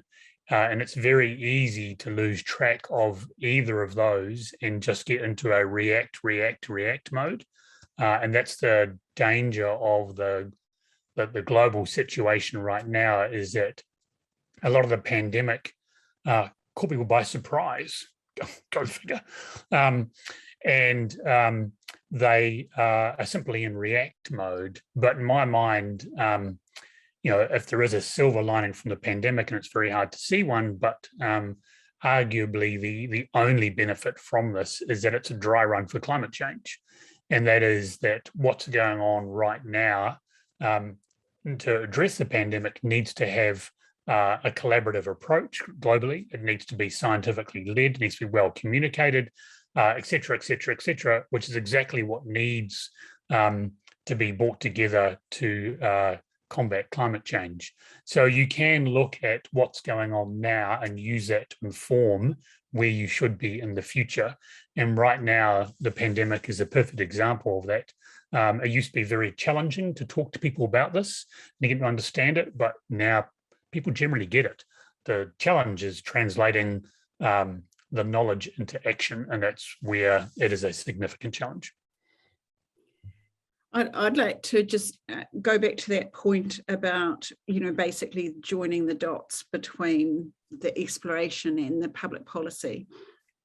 So I suppose my perspective is that decision useful is a really nice tight term, because it's actually saying who is the decision maker and what information is useful to the decision maker. So, you connect those two together. And I'll give you an example. We're having a discussion on some reference climate scenarios for New Zealand. It's just early discussions on that with a group of people, including some scientists. And we were asking them, what horizon should we set these at? And we sort of went around the room, and basically everyone had different time horizons. So local government, of course, were thinking long-term infrastructure, and they were thinking, well, it's going to take 10 years or so to bring about change. Corporates will want that information now, and they were interested in sort of much more short term. This is being very generalized. But then the scientists were explaining, hey guys, you got it all wrong. Nothing happens till 2040. You can do whatever you like till 2040. After 2040 is when all the action happens. So that's the length of time, at least 20 years before what we do now actually gets any rubber on the road. So I suppose I would just, my view is to close that by just saying horizons are extremely important. Very good question. It has to be decision useful. You see, the questions are all very beautiful. Here's another one. This goes, I think, first to David and then to the others. The question says, David correctly emphasized the need for both strong demand and strong supply side machinery. But when he talked about demand, his mind went to ministers and parliamentarians. Why is it not the case that if you really want to have strong buy-in and you want to be totally inclusive and carry the whole country with you, that demand cannot come from communities, iwi, NGOs and all that, and an independent coordinating body that's hearing and pulling this together would be part of a machinery that informs long-term insights and such like. So that's sort of the gist of it. You're right. The demand doesn't need to come fully or completely from ministers, although in a short-term resourcing sense, unless ministers see this as useful and relevant, they're not going to fund the exercise. So, I mean, in a sort of transactional sense, you do need to get demand from ministers, but ministers are political creatures, right? So again, when I was running the New Zealand Institute, we were very, very clear that one of our audiences was ministers, senior officials and the like for our work. But at least as importantly, if not more so, was public engagement. And our measure of success, if we can get on talkback radio, we're likely to hit the mark, because ministers and politicians respond to talkback radio, they respond to retail political demand, if you like. And if you can appeal to them both in a cerebral sense as well as in a raw political sense, you're much more likely to hit the mark. So I think in this context, you're absolutely right that there, to the extent that we can develop demand from people outside the political class, from the public, from iwi, from business, from whoever, for this kind of thinking, that people broadly see this as an important exercise that's important for New Zealand's future, and put pressure on ministers and others to fund, to resource, to take this stuff seriously, that's so much better, and it would make it more likely. One of the reasons that, in Wendy's sort of potted history, that these exercises haven't worked out so well in the past is, one, there hasn't been as much demand as there could have been from the political class, but also by extension, there hasn't been much demand from people outside of Wellington either. So yes, you absolutely need more of both. I think in the short term, if you don't have support from ministers and other public sector decision makers, in a short term sense, these exercises aren't going to deliver much. But if that is to be sustained, you absolutely need support from outside. And so finding ways to do public engagement well, to communicate the insight briefings, the kind of the why this is important, is super, super important. But I wouldn't underestimate how difficult that is. That requires ongoing, sustained investment. I think, frankly, it goes beyond simply having an independent kind of planning or futures commission body. I mean, that might be one of the solutions possibly. But even if there were, it's, this is a big, big communications challenge. I think organisations like the Productivity Commission have done as well as many around Wellington in terms of making the reports accessible and communicating and engaging. But even then, it's hard to do. So the short answer to that very good question is I absolutely agree that demand needs to be construed broadly, and really efforts need to be put into doing that, but it is not easy to do. It also relates to a question that came since. The flavor of the question is New Zealand seems to be in a consultation mode. You cook the food and then you say, darling, what do you think about this? Rather than sort of engaging people at the very beginning and deciding what to cook and how to cook. So it's a box ticking kind of exercise. Maybe it's a cultural thing, but in any case, that's sort of to the it's a very, yes, Wendy, I think you want to say something. Yeah. Sorry, I was going to say one of the, being in Wellington, I suppose, and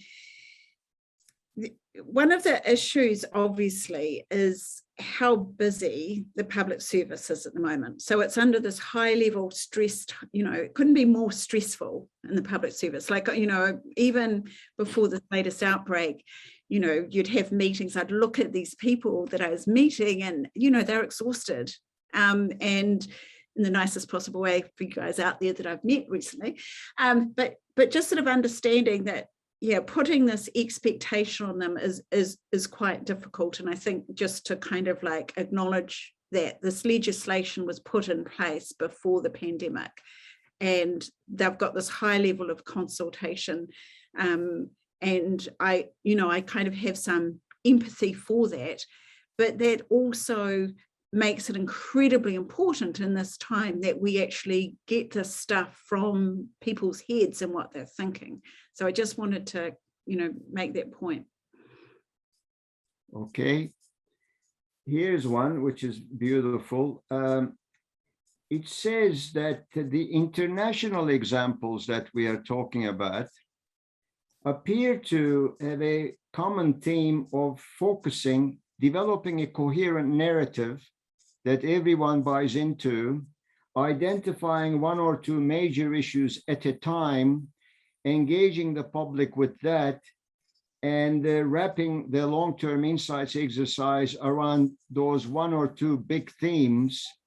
Whereas in New Zealand, it says that we're going to the public and asking them to contribute to so many discussions all at once that there is no focus, there is confusion, and people walk away from the process. What do you good people think about that? Yes, Roger. So first of all, just a reflection on that first part of the question. Having sort of worked alongside the Singapore team for over a decade now, I know that when they first moved inside the PM's office, there was a lot of prior work to get into that space. And although we don't have time to go into the details of how they built their credibility and reputation up to where it is now, those people worked very hard to build trust from leaders, and it took a very long time. And they had a few false starts along the way. So I would caution against looking at many of the examples that David mentioned and thinking, well, they've done it, it must have been straightforward, we should just copy that. Even in private sector organizations where you have buy-in from a chief exec and a board, having complete acceptance of a foresight process, even at a exec team level or a governance level, is challenging. And those are organizations which are firmly focused on the bottom line. In public sector, it can be even more challenging. So I wouldn't underestimate the road ahead in terms of difficulty by simply, simplifying the journey people have been on in that regards. Any other thoughts, please? I think, so I agree with what Roger said. This is a process and a journey and a hard one, both the substantive element, the reputation building, the public engagement. I do worry a little bit. Yes, I agree with the point that Wendy's made multiple times, that you need to get public engagement. There needs to be better better informed debate across the political spectrum as well. But it also seems to me that we can spend a lot of time talking about what we're going to do and less time actually doing it. Right, and I think there are, as we've mentioned, no shortage of big, chunky, important issues on which a view needs to be formed by agencies, by the public sector system as a whole. And I think making a start on that, getting engagement and consulting and the like on those issues is important. But if we spend a lot of time just talking about this stuff on, as the questioner suggested, multiple issues, it could take us a long time to get anywhere on the issues that really matter. So I guess perhaps I was in Singapore for too long, but I guess I had a bit more of a kind of a top-down perspective on these things. The agencies involved, thoughtful, clever, informed people can make a view on what they think actually does matter. Yes, they should be challenged and different points of view should be put up, but actually just make a start. I think we're 20 to 30 years too late on this. And if that's the case, the best time to start is now. Let's just get a start on it. And I think COVID has added more urgency. So I guess, yes, consultation, engagement, getting the perspectives of others outside the system is super important, as I mentioned. But I would, get alignment on the kind of 2-3 big questions that matter, and begin to organize the system in such a way to kind of get answers on that. Roger, you're burning to say something, please. So also to pick up on David's point is that it's one thing to have the right question, to have approximate answers to start discussions. The challenge is not to produce a report that simply people put on the shelf and it collects dust. So a colleague of mine used to work for Number 10. He does private consulting work now in the UK. He's done some work for one of the world's largest philanthropies. He did a piece of work and then came back a couple of years later, did another piece of work, sat down with the chief exec at the end of that engagement And the chief exec had a very polite discussion with him. And then the chief exec said to him, so where's the report? He said, I'm not giving you a report. I can see the last report from 2 years ago on your shelf gathering dust. I'm not going to do a report. And that's one of the really key things, is how do you take insights from this process and turn them into a format that people can actually use. And this is, once again, I'll cite the example of the Canterbury DHB as one of the most fascinating engagements I've ever had around the world. It's not very well known in New Zealand, but it should be. It was a process where you took some of these insights around where the world was going, what it meant for the sector and what it would mean for Canterbury, and turned it into a format that engaged thousands of people in a very meaningful way. And that's how you started to get large-scale change happening. And that process I've used several times with clients, and that gets you away from we just need to produce a report, and the report's going to have the graphs and the charts. We're going to underline the important bits and put some bold in there, job done. They'll do the right thing. Never happens. I'd just like to finish that by saying that legislation was actually really focused on collaboration between chief executives as well. So, for example, instead of having 31 briefings, you might have 6 briefings where a topic is chosen and people work together. So I think the legislation actually created that opportunity, but I'm not sure the chief executives have fully embraced that as an opportunity. And I think that would enable them to have a much more deep dive, a much more integrated approach, much more sort of sustainability approach, and much more long-term thinking, and getting those diverse ideas. And probably the second thing, the one thing that is worrying me that I hear about the dialogue in Wellington is the fact that, we're just testing and we can learn as we go and the next ones will be better. Actually, I don't think that works, because the reality is we've never needed this. This is the time when we really need that really crisp, concise, clarity. And going back to Roger's point, that, a rough answer to the right question, that's what I want. That's where I think this dialogue should go, rather than the counterfactual. And to back up Wendy's point there as well, this process happens every 3 years. So if you just do a half sort of job of it this time around, as we all know, a lot could change in 18 months. And so just sort of having a bit of a rough stab at it now to try and help you guide through the next period of complexity and ambiguity probably isn't acceptable in my book. A question asks, probably building on the example countries, as it were, selected by David.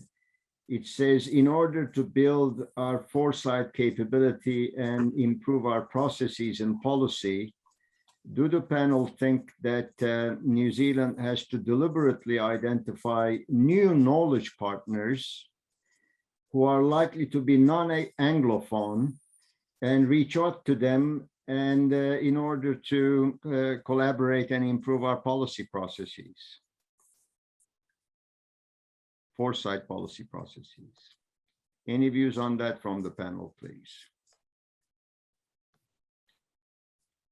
David has disappeared, I think. It's the perfect question for him. It's a perfect question. He got scared and ran away. So, So I can add something in the meantime, which is diversity in this process is absolutely key.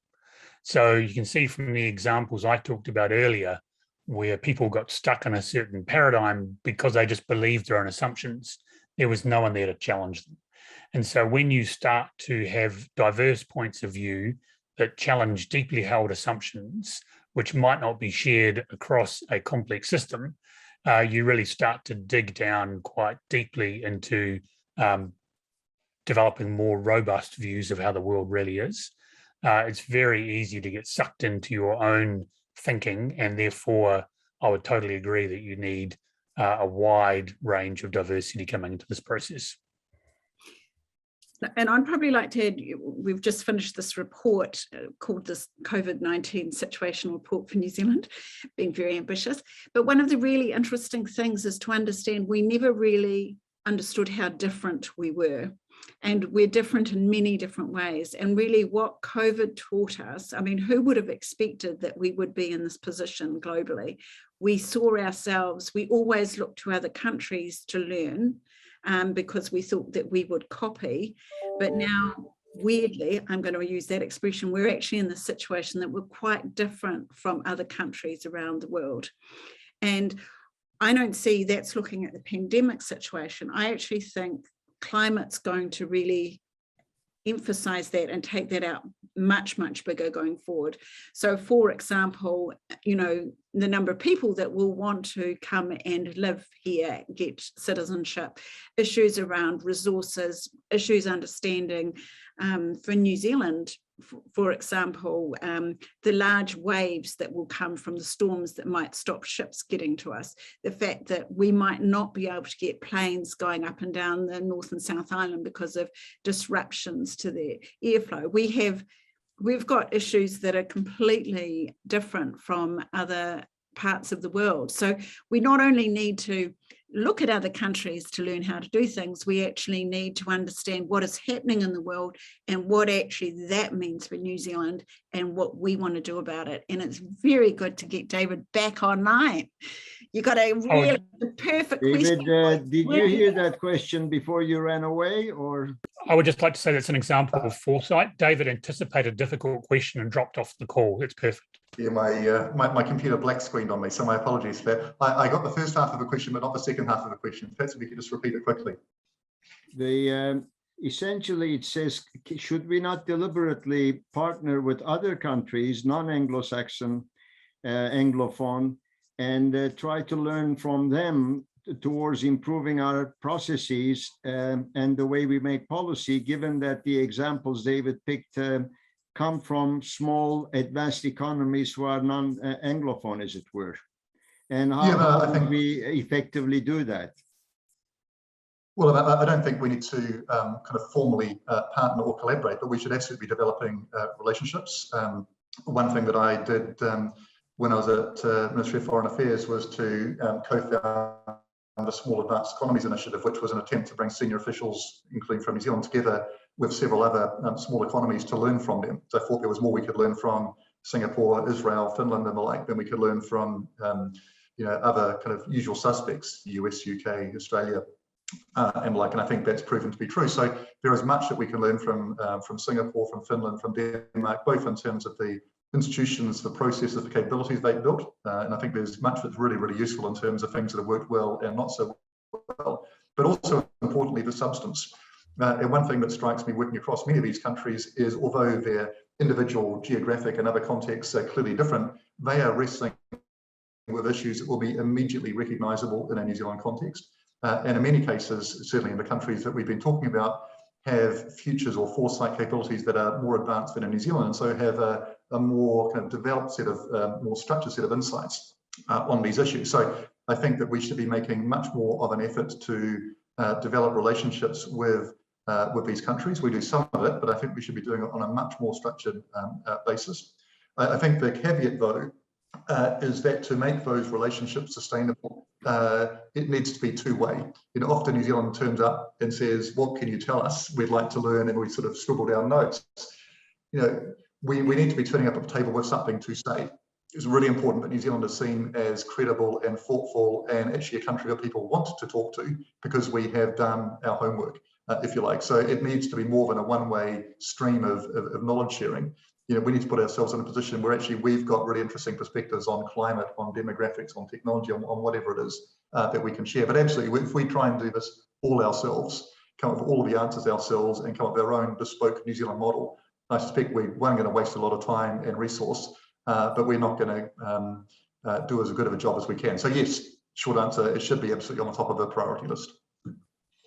Here's an interesting one. It's sort of, I don't even understand the language, probably comes from a young person. Do you think the public service should use prediction markets or Tetlock-esque super forecasting teams and such like to collect the wisdom of the crowds to inform long-term insights exercises? Yes, Roger. I thought that would excite you. You would too. So Roger's the youngest person, so.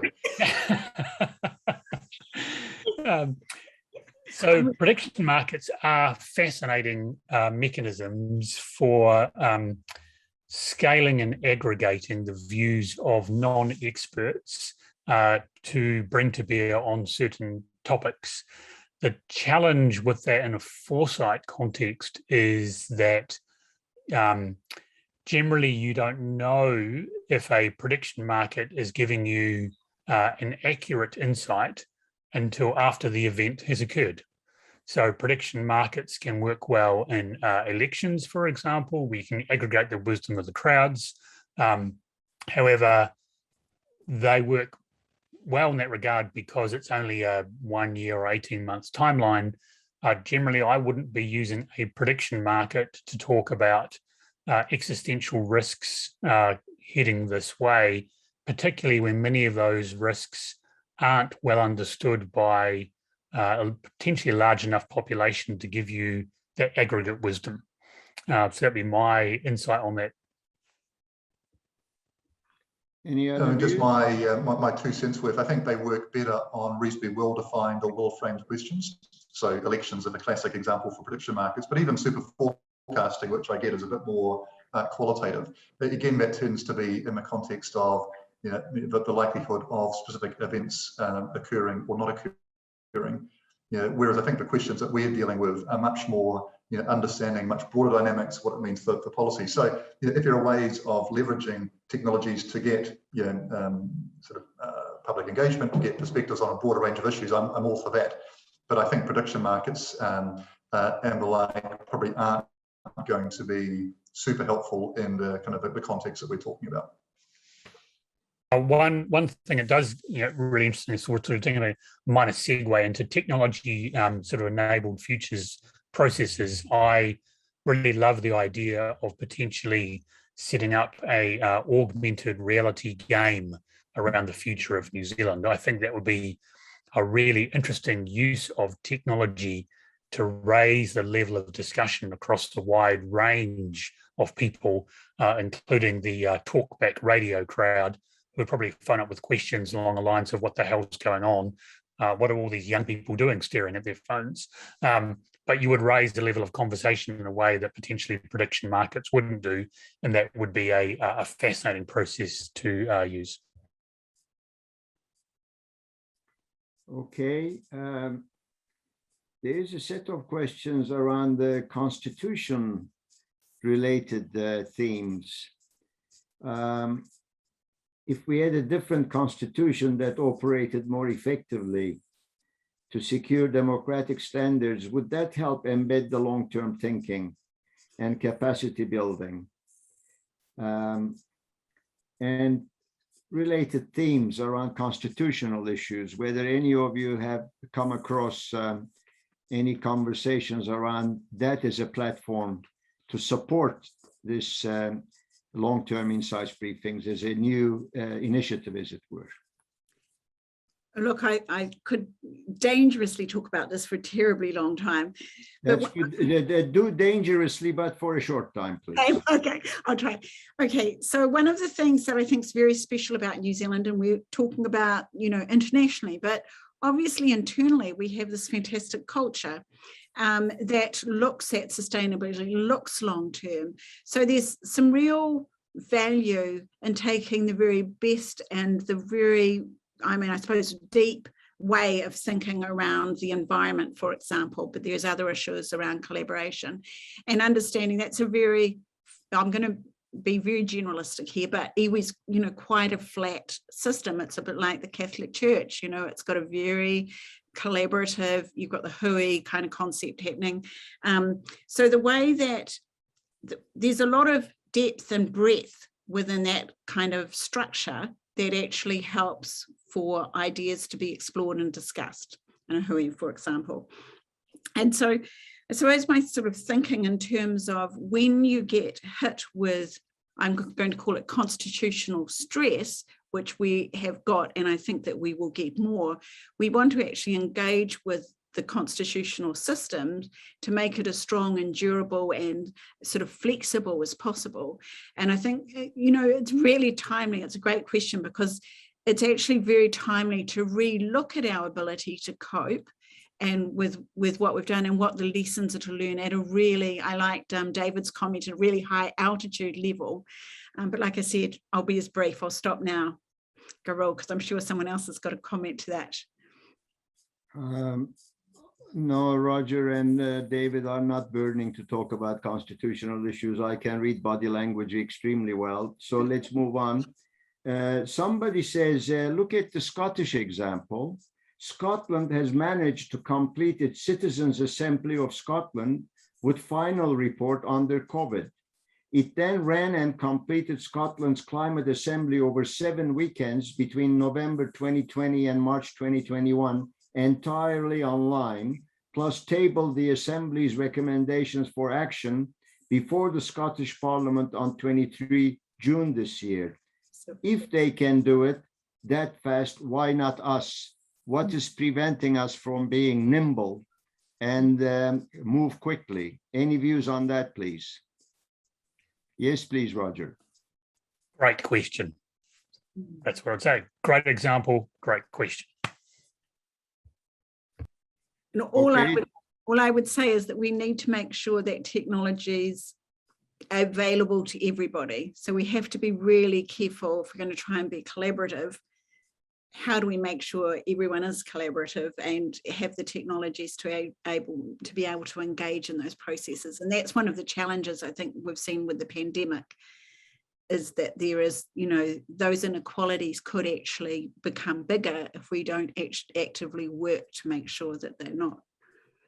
But it is an excellent question. Anything else anybody would like to? Okay.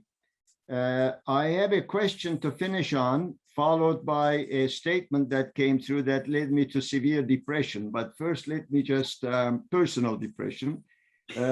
But let me just read you the question to finish on and see what you think. Do you see any pockets of promise in what is happening with the insight processes so far in New Zealand that gives you hope? And if so, what are they? From what you're observing, feeling in your conversations and so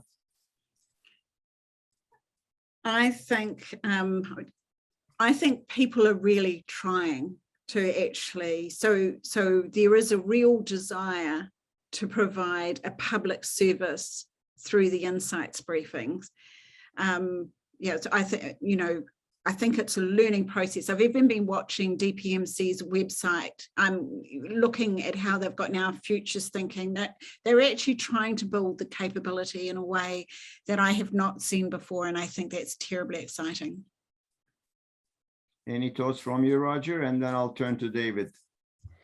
Yeah, I'm going to share a screen for a minute to illustrate my point, talk about your pessimistic view. So, typically when I end up talking to leadership teams on topics such as climate change and pandemics, people fall into one or two camps. On the left-hand side, we have the, oh my God, we're screwed camp. And on the right-hand side, we have the, it's okay, someone else is going to take care of it, I'm just going to carry on, right? But in actual fact, you need to have this middle ground, which is realistic optimism. And that's sort of where I sit most of the time, is that you cannot sit there and be pessimistic about some of these challenges that these briefings will bring up. And you also cannot discount it and just say, oh, it's okay, someone else is going to take care of that. You actually have to actively participate in the process and step up to try and raise awareness of these issues in such a way that people know that the way ahead is going to be difficult, but there is a way through. It's not going to be easy. It's going to require hard change. But these insight briefings are part of that process, I see, of realistic optimism. How do we raise that awareness in decision makers to make them understand that you need to step up, you need to participate, and the way ahead is going to be full of difficult decisions, but it's the only way ahead. Anything you want to add, David? Look, I mean, my caveat, I suppose, to this is that I'm sitting on the other side of the world, so I don't have full visibility on the day-to-day. I've seen a few of the briefings from Treasury and the consultation from MD and the like, but I don't claim to have full visibility. I would say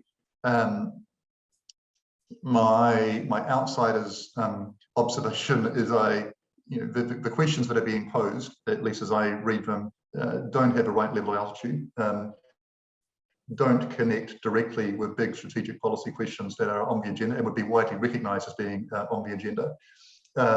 So I guess I look at this and I think it's a welcome initiative, but am I filled with confidence that this time is going to be different? Not yet. I would like to be. I think the thing that may potentially alter that that assessment is the fact that this coincides, if you like, with the pandemic. The sense that actually things are changing.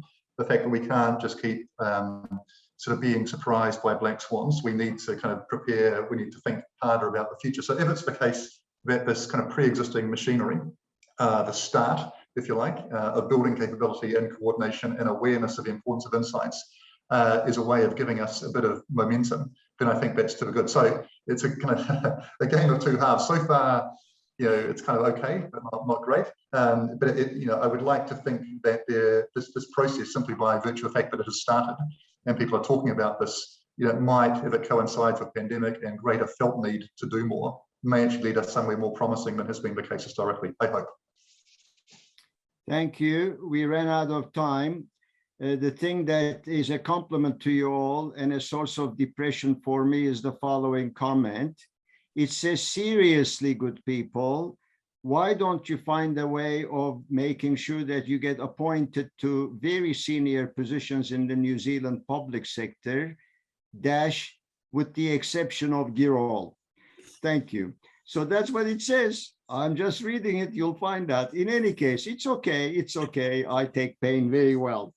I want to end this session by thanking Wendy, Roger, and David for their fantastic contributions and the support provided quietly in the background by Dana, Gemma, and Sophie, who have done a brilliant job. And for all of you for participating, thank you for your fantastic questions. They've all been captured. And to wrap up with a reminder of a request, please, when you receive the Survey Monkey questions, take a few minutes to answer them. They'll be very important in the follow-up conversation these good people will have with the parliamentarians. Thank you. Good night and keep Kia ora, well. everyone. Kia ora. Thank you. Thank you. Bye-bye. Bye.